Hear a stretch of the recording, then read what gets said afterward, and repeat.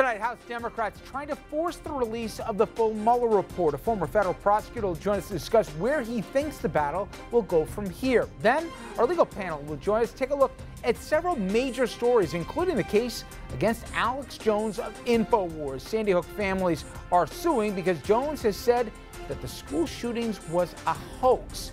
We'll take a look at where the case stands and also play part of what is just stunning video deposition from Mr. Jones himself. Also, an update on the college admissions scandal. Actresses Felicity Huffman and Lori Loughlin made court appearances today. We'll show you just how it went. Evening, everybody, and welcome to RFL. I'm Richard French. Now, the House Judiciary Committee, they've authorized subpoenas so it can see the full Mueller report.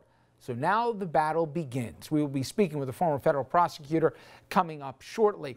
But we're going to introduce you to our legal panel now, and we're going to talk about Alex Jones in a second. I want to begin, though, with an update on a story that we reported to you last Wednesday when we were talking about legal issues, and that is Boeing. It could be bad news here for the plane maker. Multiple reports are now saying that the pilots of the Ethiopian air jet that crashed last month, they followed emergency procedures spelled out by Boeing themselves, but still they failed to recover control of the plane.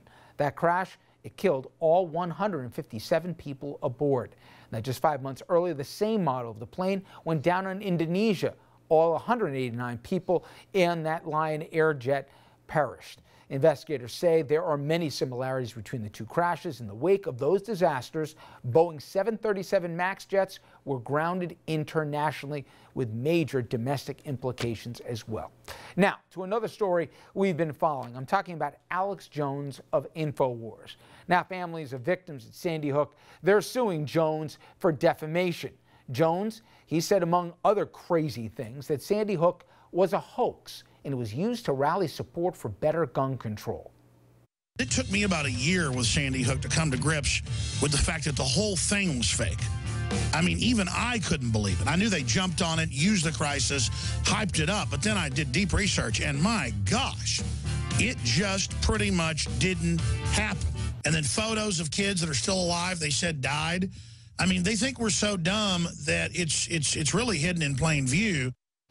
Of course, all of those things were lies. Now, depositions of Jones, well, they were just released, and I'm going to play for you parts of it. Let's start with this one, which is getting arguably the most headlines. I myself, almost had like a form of psychosis back in the past where I basically thought everything was staged, even though I've now learned a lot of times things aren't staged.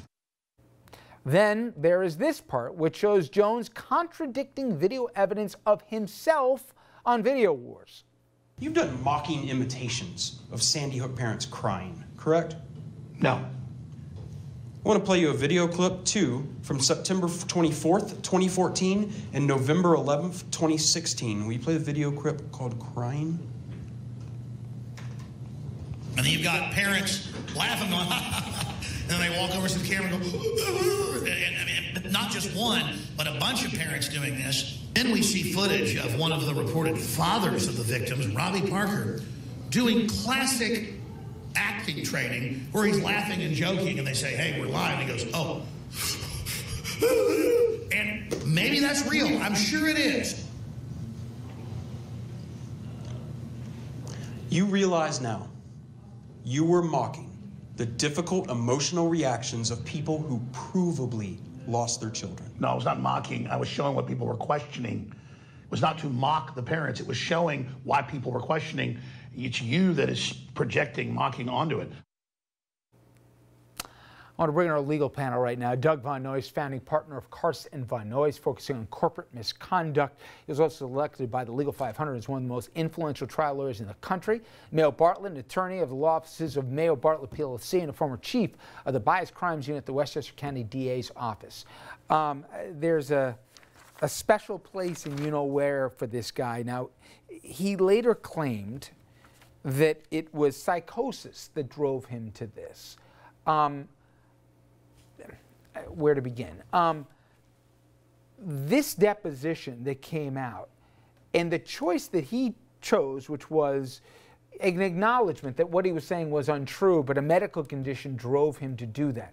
Please tell me there is not a court or a jury in America that's going to buy that for a second. I don't know what his legal strategy is with the psychosis argument, but there is a big First Amendment argument going on here.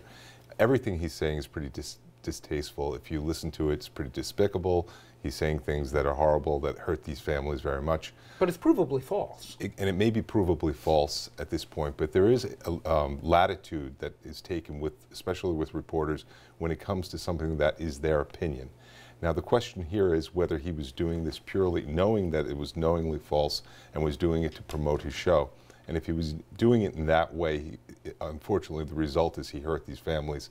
And those questions about him mocking a man that was crying, whose child was murdered, that will go to the damage of what these people went through with his mocking.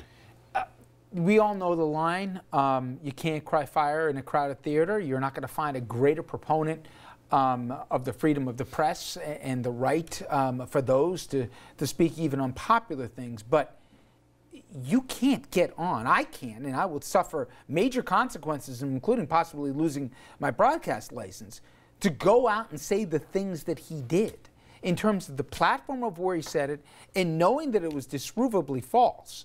And after confronted on it, he continued to double and triple down on saying it. It wasn't that there was ever a retraction for any of this mail. And now he claims, oh, you know, the devil made me do it. I had a psychosis here that basically drove me to this.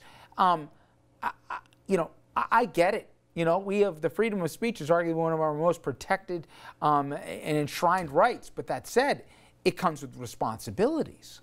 You hit it right on the head, and responsibility seems to be one of the things that we forget.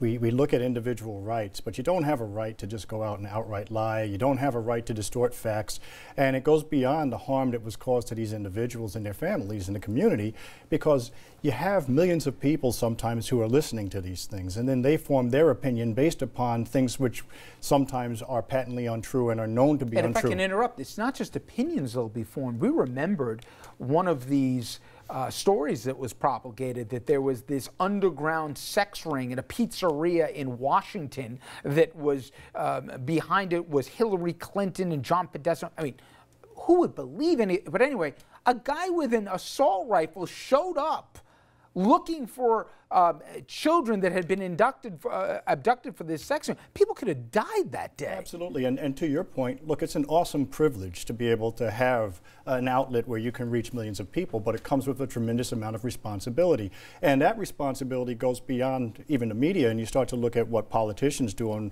and this is not partisan. It doesn't matter what side you're on. There's an obligation, and as far as I can see, to be at least truthful to the best of your ability when you go out and you make statements. And to me, I think the distinction I'd say, Doug, is people can have opinions. Don't even have to be popular ones. He could have taken the approach, for example, the guns had nothing to do with Sandy Hook or whatever else.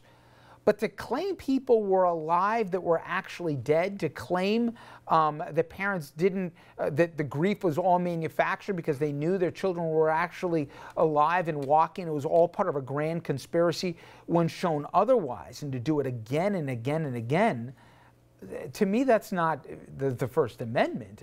That's something far different. Right. In this story, with this particular story, it seems very cruel. But if I were to tell you, and I'm not saying, of course, he's wrong and it's horrible, but if I were to tell you that there was a huge ring that was going around where kids were taking SATs for other kids and they were bribing coaches in schools, you would say that was absurd until it's found true. And the only reason I bring that up is but the distinction I'd make with that, Doug, is even if he said it, how could I provably say that that's false? Because I don't have evidence to the contrary. In this, there was evidence to the contrary. Well, people died. There was documented by law enforcement and everyone else. I know you're not defending it. I'm not defending it. I'm just saying that there is another side to these cases, which is the First Amendment side, where you want the press and you want people to go out and give their opinions. We do have things like libel and slander here for a reason. Finally, I know I got to hit a break.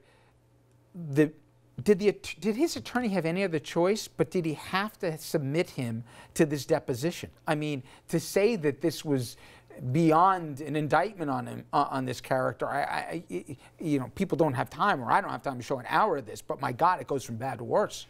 Well, it does, but then you have to look at what are the consequences, and you may have an order of contempt from a court. All right. When we come back, 2 actresses involved in college admission scandal that Doug alluded to before. The judge today, both of them, and now Felicia Huffman, Lori Loughlin, free on bail. We're going to take a look at what could be next. And with the judge here who says he wants to see jail time for these two and the other parents. Stay with us.